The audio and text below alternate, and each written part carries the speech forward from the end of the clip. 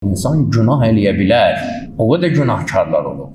Tövbə eləyib haqqa gəliblər. Hür əleyhissalam o qədər günahkar idi ki, Kərbəla hadisəsinin baş verməyinin səbəbkarlarından biri də o idi. Gəldi mühasirəyə aldı İmam Hüseyni. Gör, o boyda günahın sahibi, o boyda faciənin baş verməyinin səbəbkarlarından biri tövbə elədi, haqqa tapdı, canını haqq yolunda verdi. Allah keçdi onun günahları üçün, oldu şəhid. Oldu İmam Hüseynin yanında. Günahın nə boyda olmağına baxmayaraq, günah nə boyda eləsən, Allahın rəhmətindən böyüdür. Allah sənin günahı bağışlayar. Yəni, insan caizül xətadır, insan günah eləyə bilər, amma problem təfəkkürün bazasıdır. Feil ola bilər ayağa durmaqdır.